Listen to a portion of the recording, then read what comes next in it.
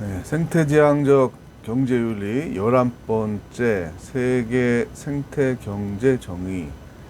이제 국가 안의 불평등, 또 우리 대한민국 안의 불평등 문제를 다뤘는데, 이제 전 세계로 보면 어떤가. 이게 뭐 분류가 100% 맞는 거는 아니지만, 대개 북반구는 선진국들이 살고 있고, 남반구는 좀 개발도상국이나 후진국들이 살고 있다. 좀 대략적인 분류입니다. 근데 편의상 이제 선진국, 후진국이라는 말보다 지금 북반구, 남반구라는 이제 용어를 또 사용을 했는데요.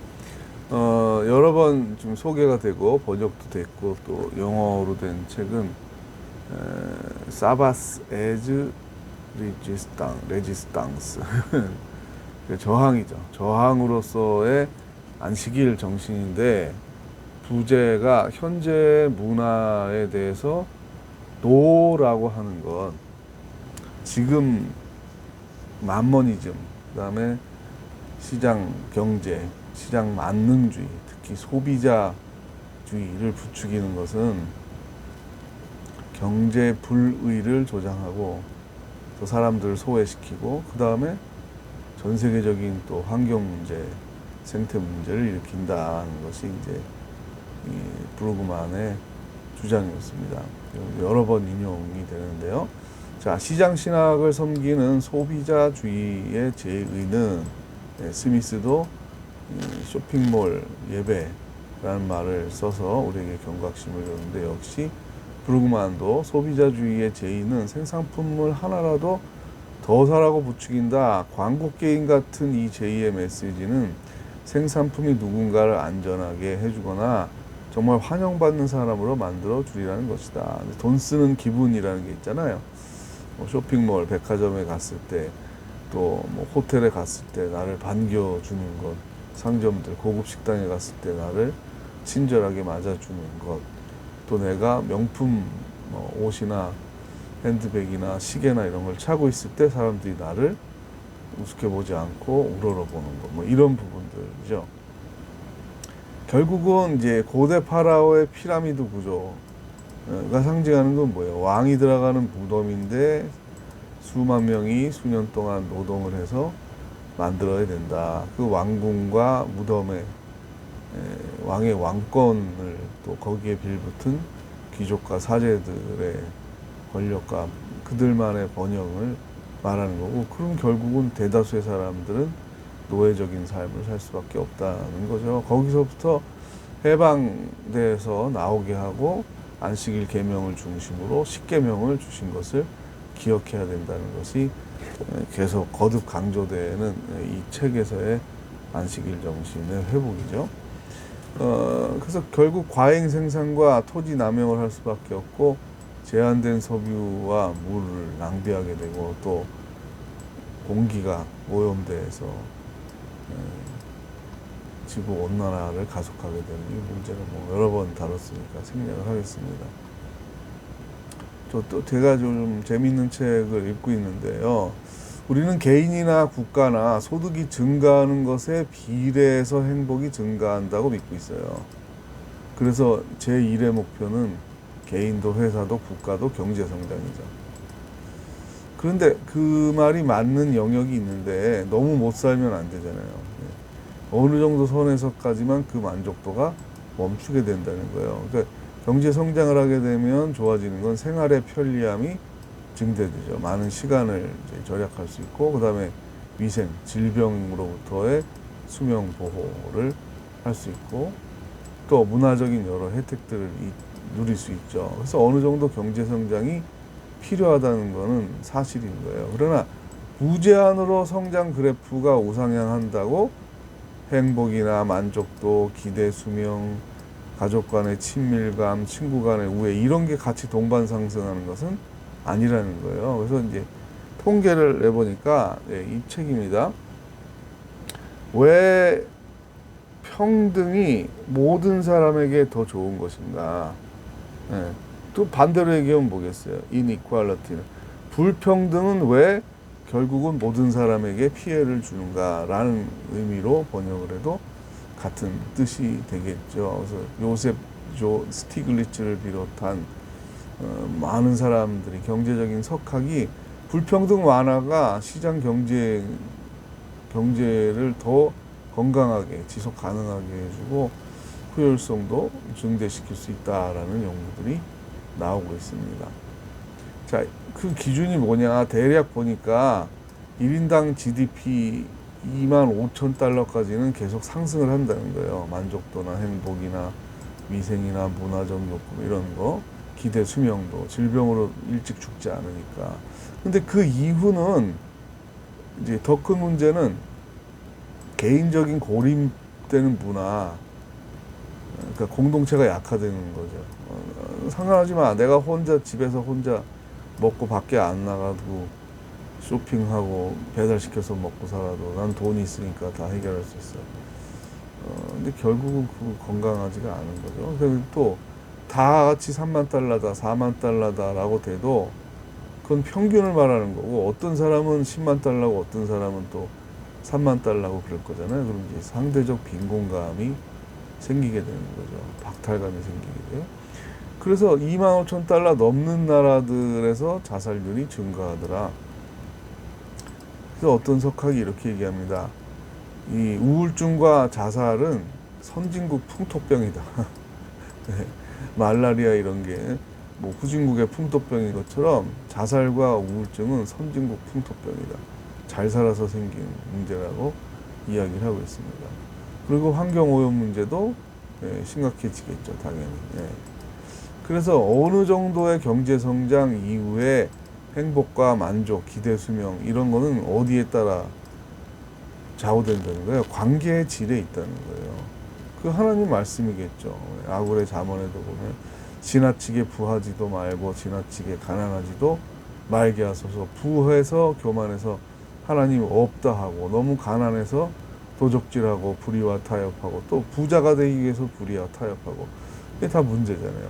근데 북반구 대부분 나라들이 4만 달러 선진국의 기준 4만 달러를 넘어서고 있고 우리나라도 3만이 넘어서 지금 4만을 향해 가고 있습니다. 이 경제 성장에 대한 욕구보다는 관계의 질, 그건 뭔가 가정에서의 관계, 친구들과의 관계, 직장에서의 관계, 이웃과의 관계에 질을 높이는 데 주력을 해야 되는데 그렇지 않죠. 모든 사람이 이 늪에 빠지게 되면 관계의 질보다는 돈을 더 버는 것에 올인 모든 것을 걸고 살아가게 되니까 문제가 생기는 거죠. 그래서 남반구의 나라들이 2만 5천 달러를 향해서 성장할 수 있도록 북반구의 나라들이 좀 성장에 대한 욕구를 완만한 아주 급성장이 아니라 정말 뭐 0.5 정도 성장하는 거를 오히려 목표를 삼고 이런 남반구의 나라들은 5%에서 7% 이렇게 성장하는 쪽으로 좀 도와주고 이러면은 이제 세계 경제적인 문제도 해결되고 동시에 생태적인 문제도 해결이 되면서 정말 샬롬을 힘에 의한 강압에 의해서 조용히 시키는 게 아니라 진짜 하나님의 풍성한 부를 누르며 샬롬을 지구촌이 누릴 수 있을 것이다.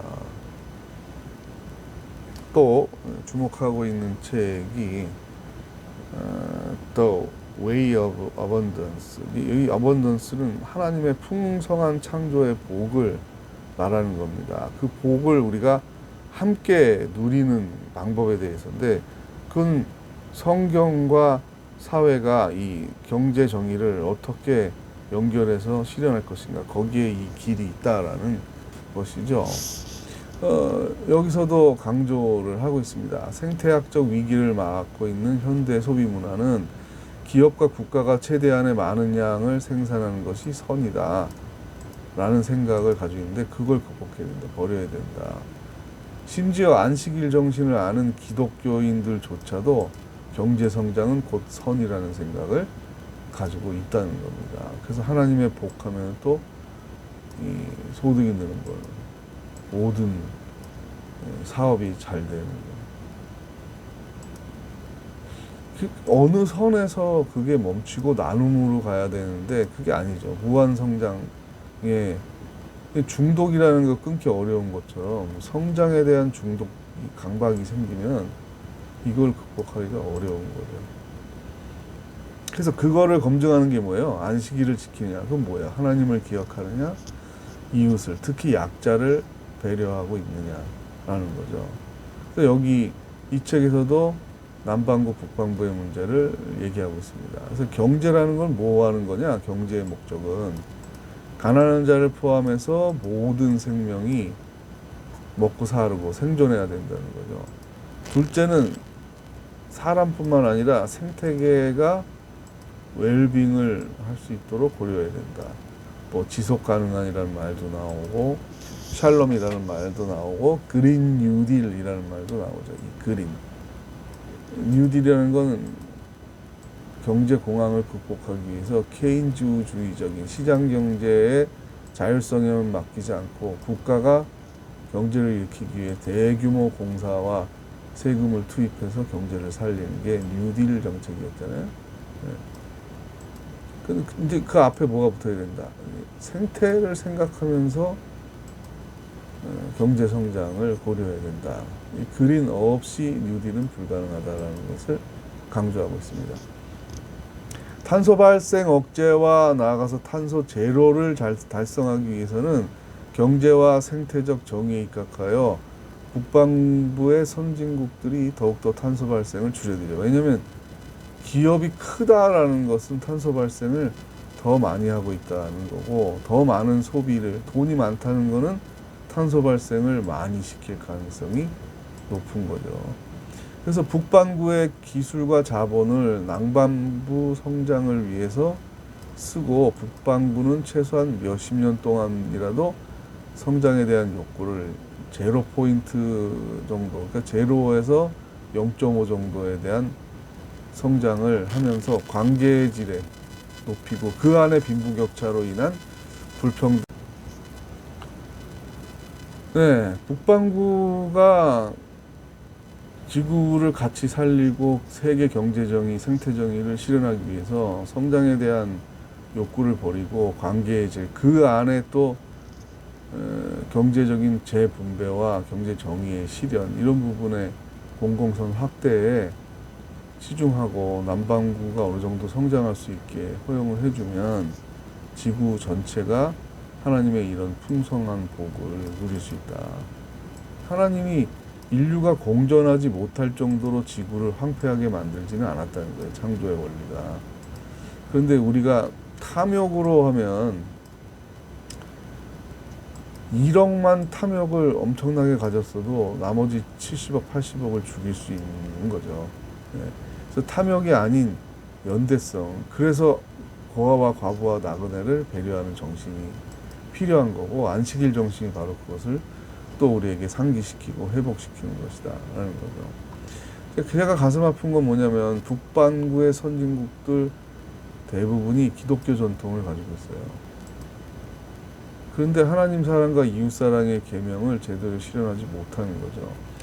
특히 이제 다윈이즘이 결합된 식민지 제국주의 시절에 아시아, 중남미, 아프리카, 소위 후진국과 개발도상국들을 수많은 식민지로 삼아서 현지인들을 싸게 노동을 해서 착취를 하고, 그 나라에 있는 자원을 캐가고 부를 축적한 것이잖아요. 그 북반구 발전을 위해서 탄소 발생이 급증한 거고요.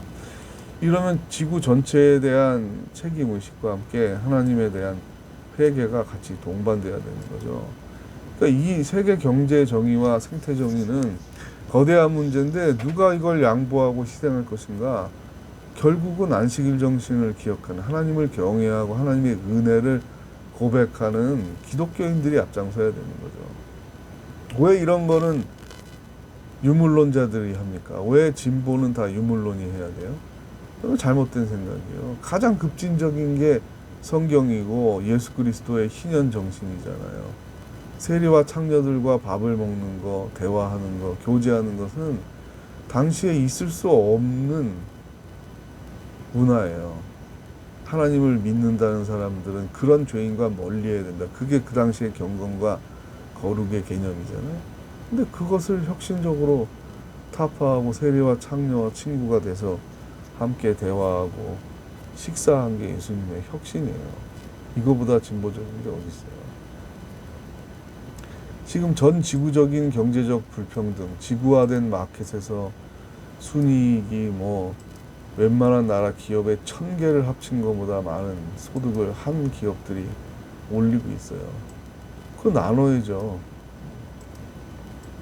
기후위기의 원인이 되고 있는 현대 글로벌 소비 문화를 비판하고 그 대안으로 생태지향적 경제윤리를 얘기하는데 그 안식일 정신이 동반된 경제, 그게 뭐야? 안식일 경제죠. 그 이야기를 계속 지금 하고 있는 겁니다. 그래서 이게 재미도 없고 뭐 재밌는 그래픽이나 눈에 확확 들어오는 게 없으니까 점점 인기도 없고 보는 사람이 줄어드는 거를 저도 안타깝게 이제 보고 있습니다. 이제 한강이 더 하고 이제 1부는 마치고 어쩌면 2부는 없을 수도 있어요. 제가 이 제안한 생태지향적 경제윤리 안식일 경제가 제안이 이제 5월 말에 발표되는데 최종 선정이 안 되면 많이 의기소침하고 하나님이 하지 말라고 그러시는 건가, 아니면 내가 부족하니까 다른 사람 보고 하라 그러고 나는 하지 말라고 그러시나 보다, 이런 생각을 하게 될까봐 많이 두려워하고 있어요. 그럼 이제 1부로서 저는 아마 마치고 2부, 3부는 못하게 될 가능성이 있습니다. 그러나 제가 한 이 공부는 6개월 동안 열심히 공부한 이것은 그 방향성은 틀리지 않았다 생각합니다. 제가 무능하고 또 지식이 짧고 또 문장력이 떨어지고 그래서 이제 안 될 수는 있는데, 이 주제 자체가 잘못되거나 기독교 신학적이지 않거나 하나님이 필요 없다고 생각할 거다라고 전혀 생각하지 않습니다. 누군가는 아마 할 겁니다. 제가 못해도 다른 사람을 통해서 하나님이 이 선을 이루실 거라고 생각을 하면서 지구 전체에 대한 큰 스케일로서의 조망, 이게 하나님의 시선이죠. 아유, 나도 혼자 먹고 살기도 힘들고 우리 동네 문제도 해결하기 힘들고 나아가 대한민국 요 좁은 땅덩어리 문제에서도 해결하기 힘든데 어떻게 전 지구를 생각합니까? 하나님의 비전이에요. 그러니까 하나님의 비전. 우리는 우리의 시선만으로는 내 거밖에 안 보이죠. 그러니까 하나님의 시선으로 통일도 봐야 되는 거고요. 그렇죠? 경제정의, 생태정의의 문제, 우리의 시선으로 극복 안 됩니다. 하나님의 시선으로 볼 수 있어요. 그래서 우리가 예배하고 성경을 읽고 묵상하고 성경에 관련된 신학책들을 읽는 거죠.